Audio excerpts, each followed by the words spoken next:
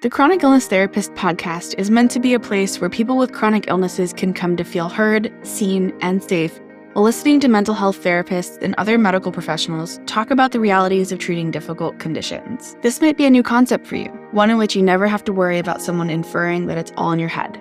We dive deep into the human side of treating complex medical conditions and help you find professionals that leave you feeling hopeful for the future.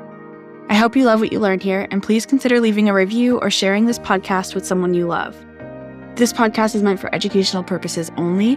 For specific questions related to your unique circumstances, please contact a licensed medical professional in your state of residence.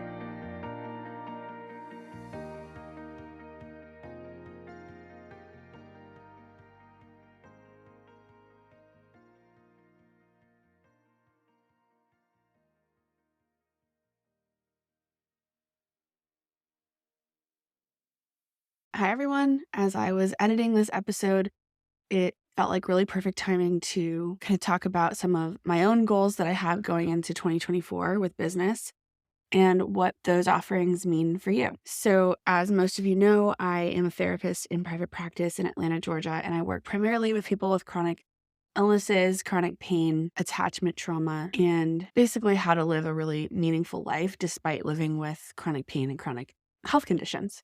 So most of what I do is weekly one-on-one 50-minute therapy sessions, your kind of typical therapy sessions that you might already be used to.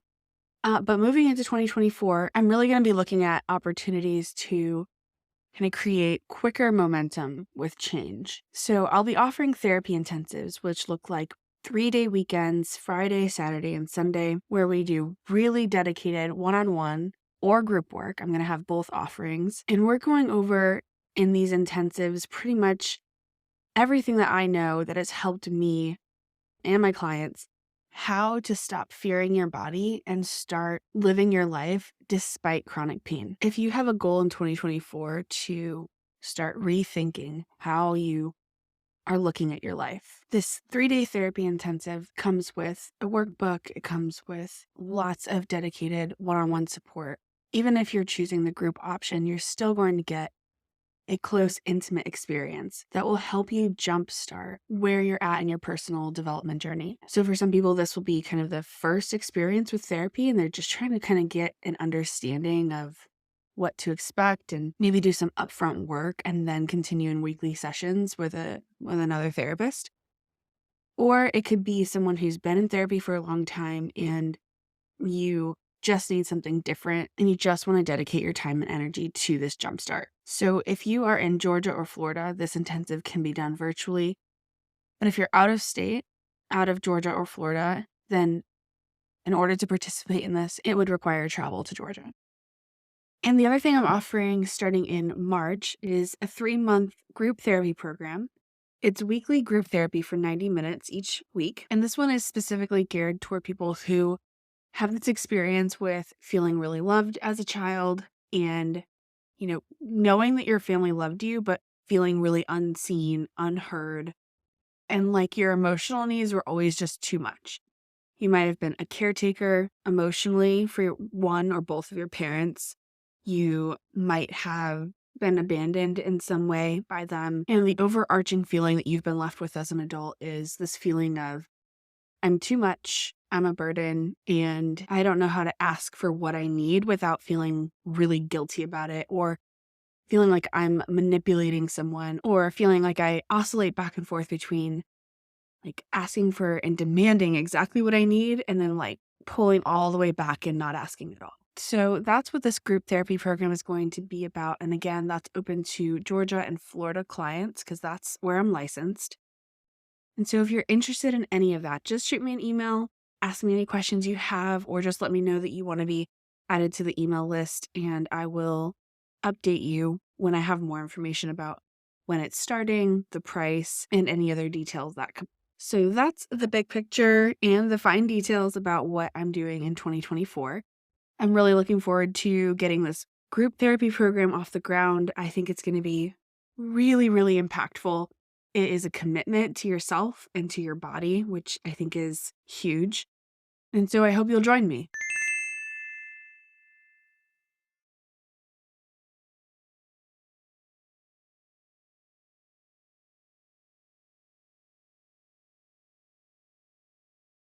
Before we begin, I'd like to say that this episode is geared a little bit more towards medical professionals who are really interested in entrepreneurism.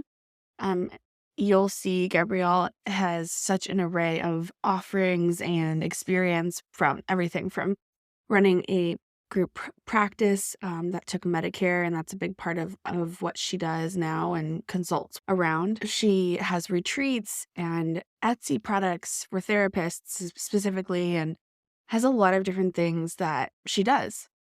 So if you're a therapist or even just somebody who's really interested in different streams of income, then this is a really good episode for you. And if you're an LPC or an LMFT, just know that as of 2024, you're going to be able to be a Medicare provider, which was previously not allowed in the past. So stay tuned if you're interested in learning about how Gabrielle can help you become a Medicare provider without all of the anxieties and worries and fears that often come along with that. So, Gabrielle Juliano-Villani is a licensed clinical social worker, consultant, coach, entrepreneur, and educator based in Sarasota, Florida. She's been in the mental health field for over a decade, specializing in stress, chronic health conditions, and trauma. And after realizing her own burnout in 2021, she sold her thriving group practice and made it her mission to educate others on the impact that stress has on our everyday lives. Gabrielle pulls from her experience as an EMDR and polyvagal informed therapist to utilize mind-body approaches to help others implement everyday strategies to manage stress and live their best lives. Gabrielle is an international speaker, retreat leader, and has been featured in Authority Magazine, The Daily Om, Bustle, and the Everyday Woman TV network. When she's not working, Gabrielle is teaching Zumba, surfing, or reading a psychological thriller at the beach. Okay, well, good. So your course, tell me about your course, who it's for, and what people learn. And yeah, we'll kind of just start there. Yeah, so I actually have a couple, but I have one on Medicare credentialing and Medicare billing, which Destiny and I were just talking about off the record. But I credit Medicare with helping me scale and grow my practice so quickly, and also grateful for the opportunity that it gave me to get so big because that allowed me to sell my practice and move on to the next thing. So, I have a course on how to get credentialed with Medicare, like everything that you need to do, the steps you need to take, where to go, the documents you need. And then I just released one on Medicare billing, and I walk you through, again, everything you need to know with Medicare billing, how you figure out their eligibility, their copays, their deductible. I show you like what a clean claim looks like and what you need to have on there, examples of different types of Medicare, the differences between them, and why you need to know that. And then that kind of leads into my other two courses, which are about how to build a group practice and how to sell your business. Okay. And so can we talk a little bit about kind of misconceptions, maybe with Medicare, or, for people who are maybe a little bit like, why would I want to do Medicare? Like, I've heard they pay really crappy or they are miserable to work with. Obviously, that's why you were able to create these. Well, you were able to create these courses to cover maybe either misperceptions or even some of the actual problems that do come along with it. Maybe we can start there and ease people's minds around what it's like to be in practice with Medicare. Yes. So I actually created a Medicare community on Facebook because of this. And because so many people, when I had my group practice, would come to me and would ask me, like, why do you take Medicare? How do you take Medicare? Nobody else is really taking Medicare. And so, what I hear most often from people is they think that there's like a lot of paperwork and there's extra documentation and they audit more and they pay poorly and it's just overall like difficult to work with. And my experience was the exact opposite of that. The paperwork isn't really that much more. It's kind of annoying to get credentialed in the beginning. It's just kind of redundant because it's the government. But once you get through that and once you understand how to do the billing, I can count on one hand the amount of times I had problems with Medicare billing. And it was usually like our fault, or like the client didn't tell us something, like they didn't tell us they switched plans or something like that. And the problems that I had with commercial insurance were like endless. So I love Medicare. I think it is a great way to add another revenue stream to your practice. It doesn't have to be the only thing that you take. That is how I started, but everybody can do what works for them. But there's not enough Medicare providers. So doctors and social workers in hospitals and rehab centers and skilled nursing facilities and assisted living and in the community are always, always looking for providers who accept Medicare. And it pays pretty decently in most states. Obviously, that varies a little bit, but the rates are posted online. Um, the documentation isn't really that much more either. It's definitely more than if you were just private pay, but it's really the same as like commercial insurance. And I have a note template that I created. And I also did a course with my friend Kim last year on how to document. So if you do get audited, how you can pass. Um, but yeah, it's really not as difficult as people think. And if you like working with older adults, they're all retired, so you can see people during the day, which is nice. But younger people are on Medicare too if they're disabled. So if you like working with people with chronic illnesses, that's like how I got that specialty actually. Those a lot of those people have Medicare as well. What are some of the, pay rates? You said they're posted online, but I'm curious, like, what the average what it varies by state, but what are some of the rates that you've seen most commonly? So if you're a psychologist, you get a higher rate than if you are a master's level social worker right now. I don't know if that will ever change, but the rates I have seen the highest is like 100 and maybe like 130 to 140, but usually the average is somewhere between 100 and 120. And, you said, like, social workers, but are LPCs eligible for Medicare as well, or is it just social workers this time? It's just social workers, but in 2024, LPCs and LMFTs will be able to accept Medicare also. So it's a good time to get my course or start learning about Medicare so you can be prepared in 2024 if this is the population you want to work with. And I was actually doing some research for a training I did recently.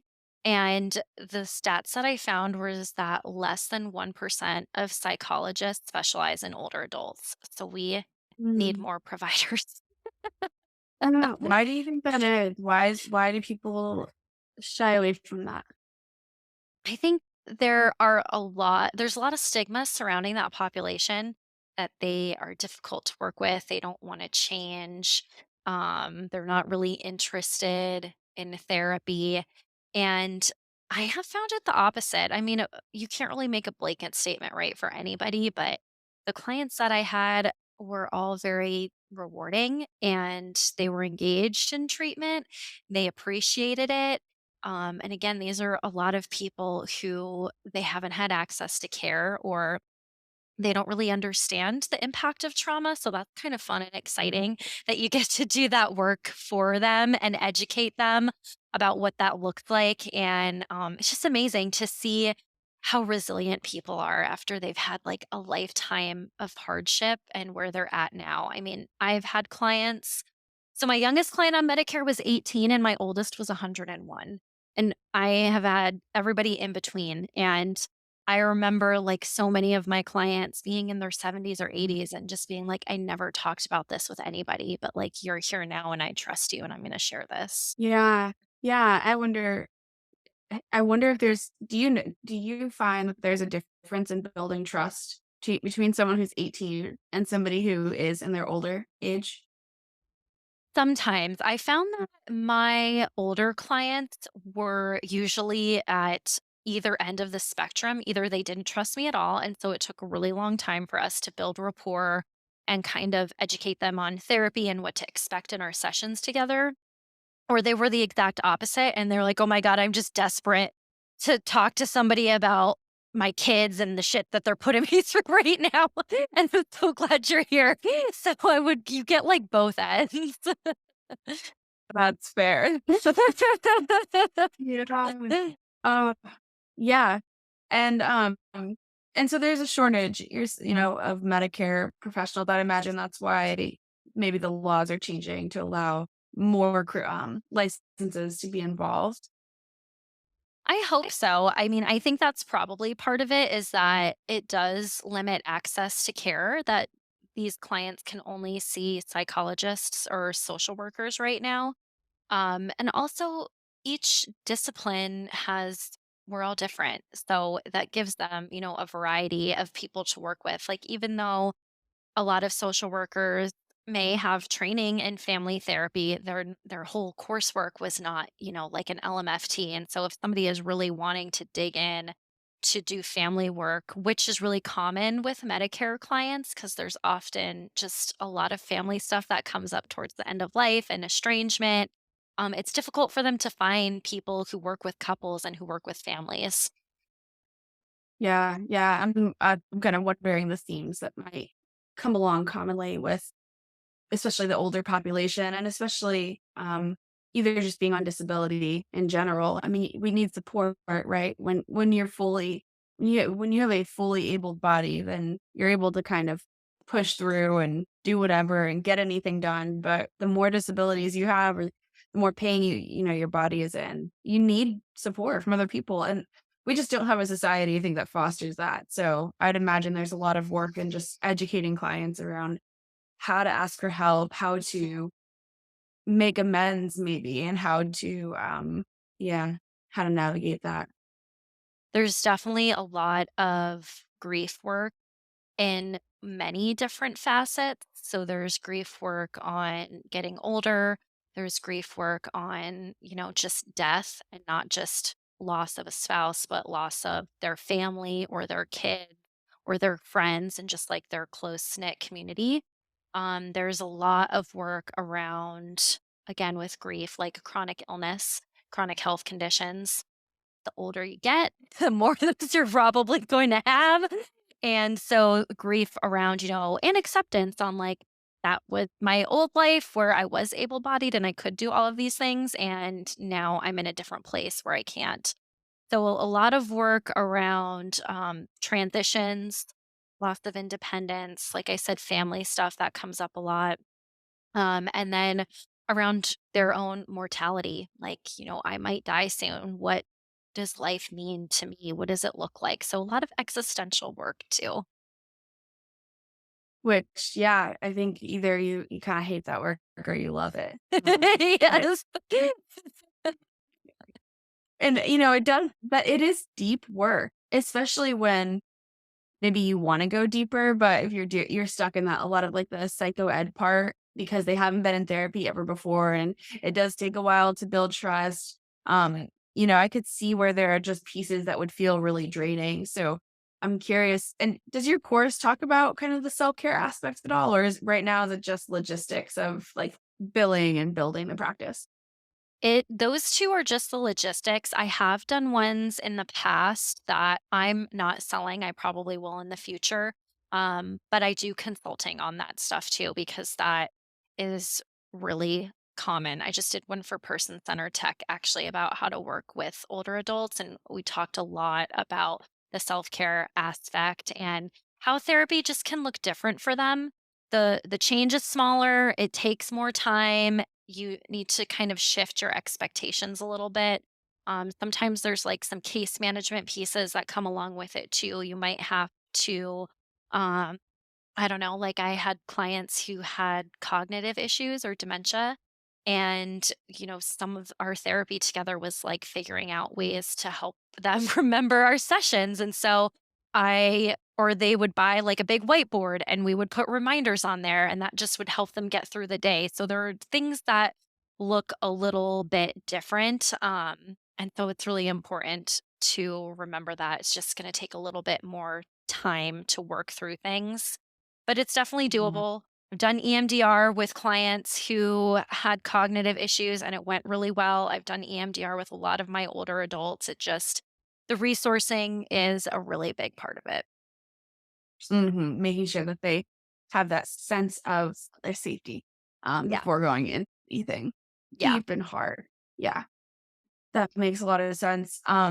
And so what makes these courses what kind of person I think is ready for your course? Like where are they at in their practice, either clinically or logistically? Yeah, so these could be for anybody in private practice, both solo and if you're in a group, I go over it for both aspects. So if you are just starting to take insurance or you're just opening your practice, or if you've been in practice for a lot of years, but you're thinking about accepting Medicare, you are in a good place to take these. And they also are self paced. You get lifetime access. So if you're an LPC or an LMFT and you're thinking about taking Medicare in the future, you can buy them now and watch them at your leisure and not be stressing in January 2024 with everybody else trying to figure out how to take Medicare. And because they have lifetime access, if things change, I will put in updates and you'll get those too. That's great. Um, and you obviously so you grew your practice and then you sold it. Um, when you kind of were growing at the beginning, and we kind of were talking a little bit before we hit record, just about your personal journey there and how your brain works and what you like and what you don't like. Um, what what do you wish you knew when you started the practice? Um, what would you have done differently? Or would you have done it all the same? There are definitely some things I would have done differently. And I think when I first started my practice, I didn't have a lot of business training, and I also would work very strongly from a scarcity mindset. And so I would definitely like I just can I don't know, give myself props, I guess, for how far I've come from when I was just a baby social worker, just starting my practice. But yeah, I was always afraid that I wasn't going to have enough clients. I said yes to things I should have said no to. I took on too many clients, and I would have scaled more sustainably and done deeper work on myself on what I wanted my ideal day and my practice to look like and what types of clients I was seeing and how many days a week I was working and just logistically around my schedule too. Yeah, that makes sense. If the do you think if you had started off with those things, you would have stayed with your business and not sold it? Or do you think that that's still ultimately for you personally, like, that was still in the cards, that was what was gonna happen? I think that was always going to happen eventually. I think there could have definitely been a different trajectory, but I also think that even though it took me some time, I've realized now that I want to work differently and working within my own value system and being aligned with that. One of my really important values to me is freedom. And so I like to have freedom and flexibility. So I want to travel when I want to travel.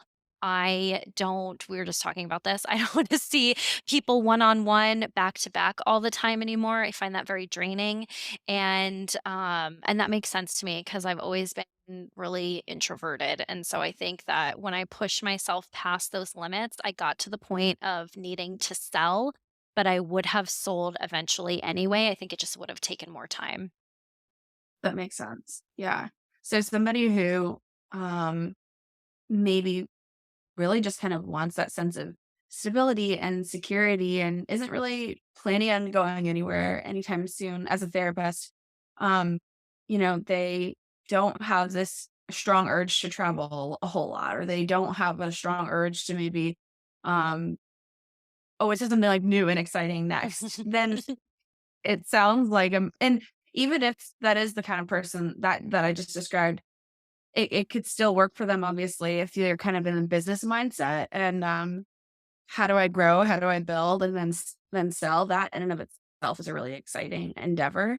But I also could see how this would be a really long-term thing for somebody who wanted that, like, wanted that security, that stability, and kind of sees their life, like, in 30 years, they're kind of they you can kind of envision, like, your therapy office in 30 years knowing, like, I'm still doing this, and this is, like, my heart and soul, and this is what I wanna do.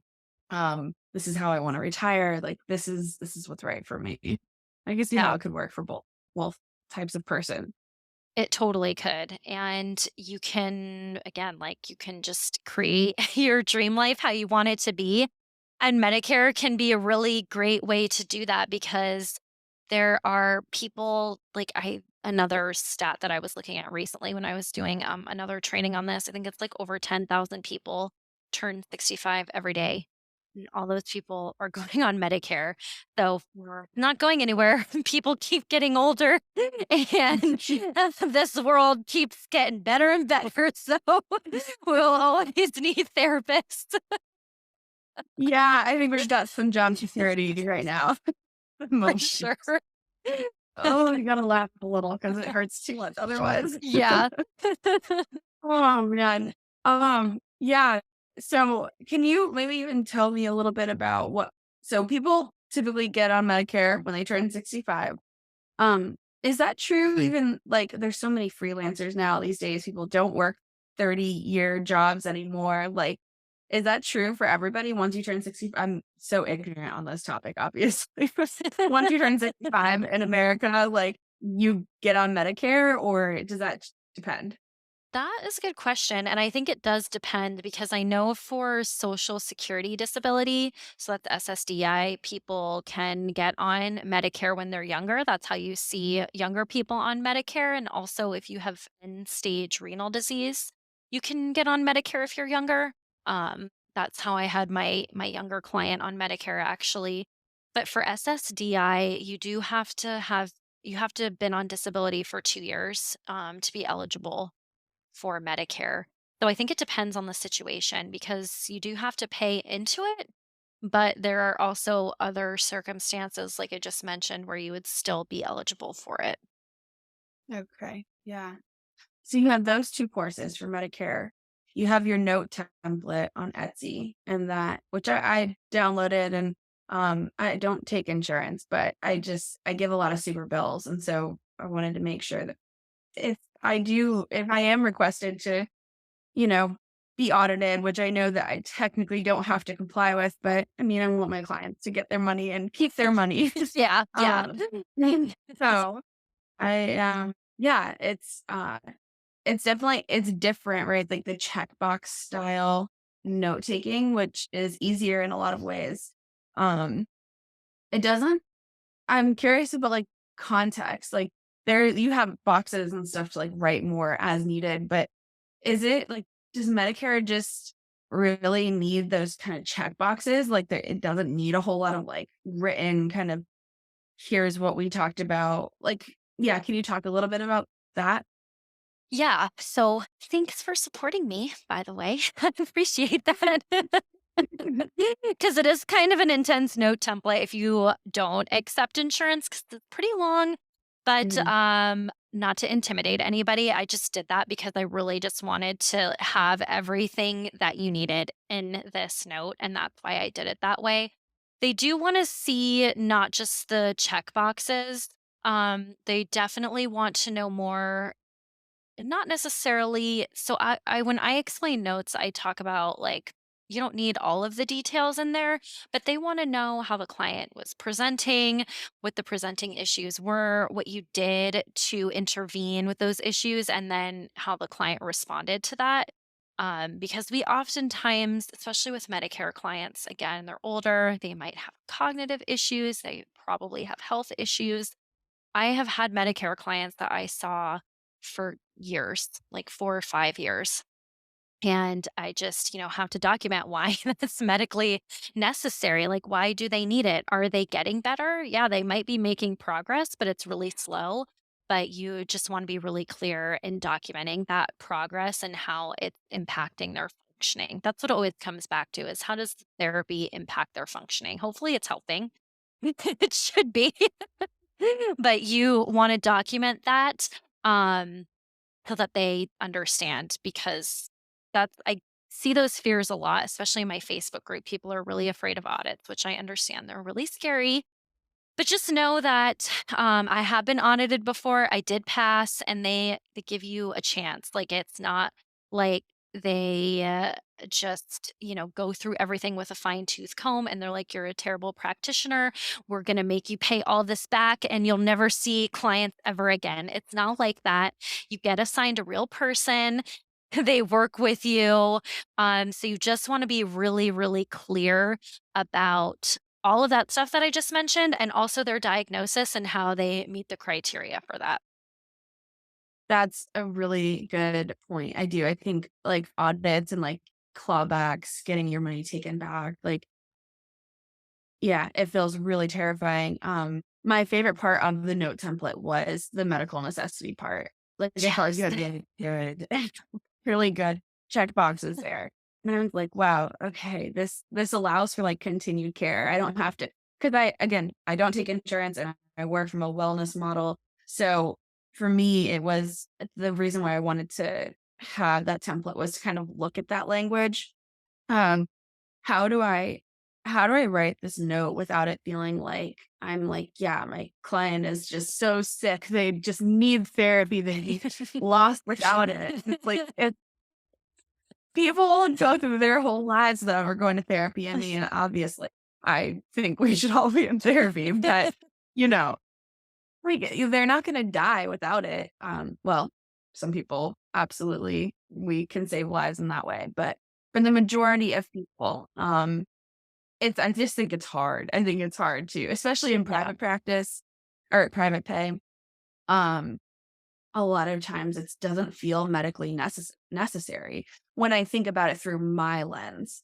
Yeah. But with your note template, it felt like, okay, like medical necessity doesn't mean they're suicidal and they have like they're about to kill themselves and without you they will. Like that's like what it feels like when we start to talk about that's how I Yeah. conceptualize that when I think Yeah. medical necessity. It was good to kind of have a different view around that and just see um, you know, just like building rapport and how that is important and necessary. And that's an ongoing process, Mhm. right? So yeah, those are some of the thoughts I had around the note template. Thank you. I think I hear that a lot about the medical necessity is like somebody actually just told me that recently. They were like, I would have just paid you for just that part. Like, that's really what I needed. And it's true. It's like, because it's hard to think about it in those terms for us. Like, I know it's helping, but how do I conceptualize that in a way that Medicare or other insurance gets that too? Because again, we should, not should, but we could all be in therapy and we can all benefit from it. And, yeah, it's really hard to put the human experience into a template in a box, but that is sometimes what we need to do. So, try and make it Yeah, as easy yeah, as possible. yeah. I love that.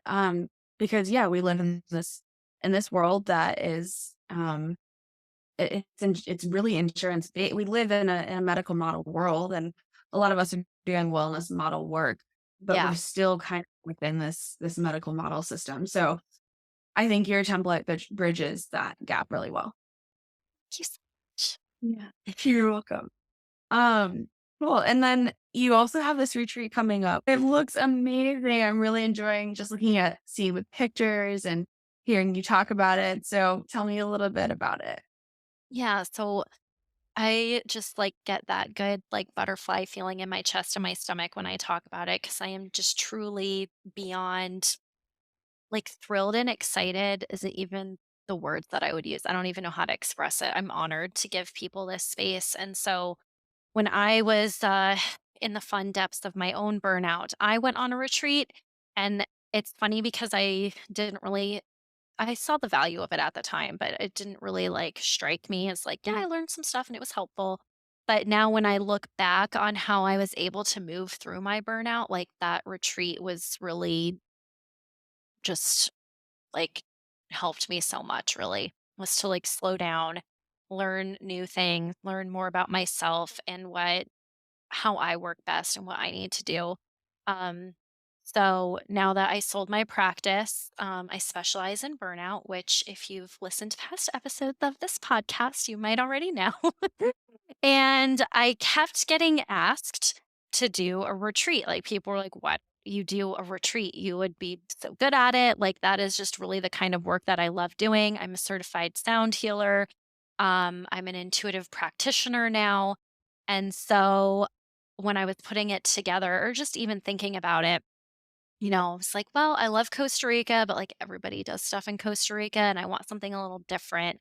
And I had been to Belize in 2019 and I just loved it there. It's a very slow way of living. The people there are so kind and open. Um, and so I was like, that sounds like a good idea. And I reached out to the resort group where I had stayed at in the past, and they actually have their own retreats department. So they helped me build it out a little bit, which was awesome. And then I did a site visit at where we're staying. So it's called Sweet Songs Jungle Lodge, and it's in San Ignacio, which is really close to Guatemala. And so we will be in the jungle off of the Macal River, be doing sound healing. I have special meditations that I've already prepared to clear our energy and restore ourselves. I'm sure there's going to be intuitive readings because that just kind of goes along with it. We'll be doing lots of work on understanding our own nervous systems and how to regulate them and tools to manage stress. And we will be also going to a ancient Mayan ruin together at sunset. So it's going to be really special. And it's for anybody. It's not just therapists, it's for anyone who's dealing with chronic stress or burnout, or you just need a place to rest and restore a little bit. Yeah, wow, that sounds really magical. I love that. Um, so it's for anyone who's just kind of like just tired and sick of the way things are right now. I just need to escape. I need a little break. Um, I agree. Retreats are I'm a big fan of like consistent um like self-care kind of even like mini vacations that your body just like it needs to Yeah. know like you're gonna be at consistent breaks. But I think there's something really magical about retreats um where you kind of just you prove to yourself that you are worth it, like Hmm. spending the money and taking the time away and doing this thing kind of like all by yourself. Usually, sometimes you go with a friend or but there is something so valuable about, like, traveling across the world by yourself. It also just really, builds your confidence. Like, Yeah. I did that. That felt really scary and big, but I'm actually really capable of so much more than I thought. So, it's a really great experience. And then to have some be in an environment where others are taking care of you, Hmm. that we don't have a lot of those experiences, I think.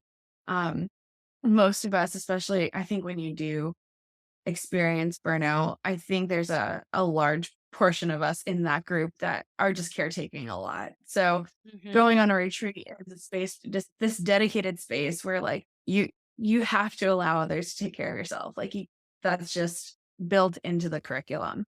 So it's great. I love all of that. And it's so true. And it like pushes your limits in a good way. And it's, cuz you are saying like, yeah, I did that, but you also get to be like doing that in a safe place where you are taking care of somebody is cooking all your food for you and it's fresh. The resort that we're staying at, they have their own farm. Everything is farm to table.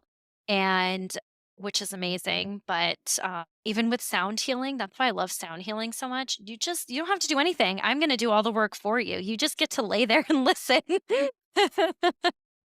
Yeah. Yeah. Yeah. It's just a lesson in receiving. Yeah. Which we're really, I think, just not good at. What tell me a little bit about sound healing. Oh, another thing I could talk about for 8 years.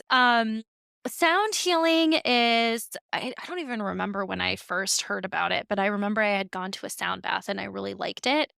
And, there's like a wellness metaphysical store near me in Sarasota when I moved down here. And so I was kind of just looking for some relief and an alternative way of healing. Therapy is great, but there are other ways that we can heal too. So I booked a one-on-one session there, and it was another thing that kind of just transformed me. Um, and so that happened. Of course, I'm on their email list. And then I got an email a couple months later that they were doing a training to become certified. And I was like, well, that's the sign I needed. I'm gonna do it. So in sound healing, which has been around for centuries in all different cultures and religions, we just use instruments and sound to play off your own body's vibrations to heal physical ailments and also replenish energy. And it's a very easy way to engage your vagus nerve, which means it's an easy way for you to relax. And we do that with most commonly, you'll probably see like crystal singing bowls, but we'll use any instruments. So I have Tibetan bowls, I have crystal bowls, I have a drum, you'll see chimes, gongs, your own voice. And so again, it's really nice because as the client, you don't have to do anything. You just get to lay there and listen and just be present. Yeah, which if you're an overachiever can probably sound terrifying. Yeah, exactly. Which I have a lot of those too. And I'm like, just anytime you find your mind wandering, just go back to the sound, like just listen to what's happening right now. But the more you do it, just like with any kind of like meditation or mindfulness routine, the easier it becomes. Yeah, yeah, that's awesome. What else comes to mind about kind of who this retreat is right for, or really any of your offerings at the moment? Yeah. So this retreat is really for actually what you said, givers, caregivers. And it doesn't need to be, that doesn't mean you're taking care of somebody, but if you give a piece of yourself at all, this is for you. So if you are a parent or a therapist, and even right now, I have a mix of therapists and a lot of people in the service industry too, because that's really draining. And definitely that industry is hard and burns people out. But if you find that you are just stretched too thin and you need a break, then that retreat is right for you. And if you are an entrepreneur or a small business owner or a therapist and you want to learn more about how to scale your practice, how to avoid and prevent burnout, and how to even sell your business in the future, then the rest of my offerings are for you. Yeah. Yeah, and the retreat is in January, right? Yep, the retreat is January 25th to January 30th, 2024. And the resort we're staying at, like I said, it's in the jungle, but they have other places all over Belize. So if you want to come early or stay longer, you could go to the beach or one of their other resorts if you wanted to, because it's really cool there. The beautiful country. And so I encourage people to do that so they can see more of it. Yeah, that's awesome. Very cool. I think I protested with when it came to travel a lot, in the past. It's like, just what if I can't make it? Like, what if I can't do it? Um, fatigue, pain, and just feeling miserable when you're in pain, and then it's like, just I mean, my whole trip is ruined. And but I just again, when you get there and you're surrounded by people, like I think that's what we're missing in our everyday lives too, is just this is what we're missing when we're in pain here. You're not supposed to like go seclude yourself in your bedroom and wait until the flare up is over. Mhm. We really need people. But it's very easy to hide when we're not feeling well here. Yeah. And that's kind of what's expected of us too. Of course, if you're contagious sick, you know, they stay in Yeah. your bedroom. But if you're just, if you're having a flare up, a high pain day, a high fatigue day, like, you don't have to get up and go out and do something, but there's ebbs and flows with our pain. Yeah. And I just think that it can be really hard to kind of like not stay in the momentum of like laying in bed or doing the thing that is least active because you've just had a lot of pain and you're trying to prevent that from coming back, and it's this like vicious cycle that happens Mhm. when you live with chronic pain.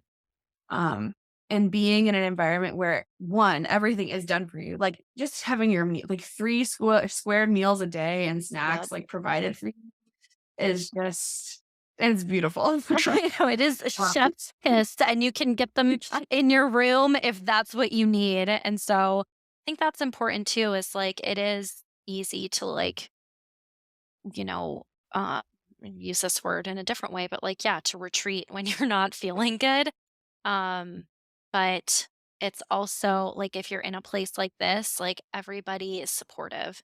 And so, Yeah. and you can make it work for you. Like, yeah, if you just need to lay in bed for a little while, that's fine. Then maybe you do feel a little bit better in the afternoon and you want to just float in the pool or go for a little walk. Like, that's available to you also. And it's important that we also remember that no matter who we are and how introverted we are, like we heal in relationships and we need to be connected to other people.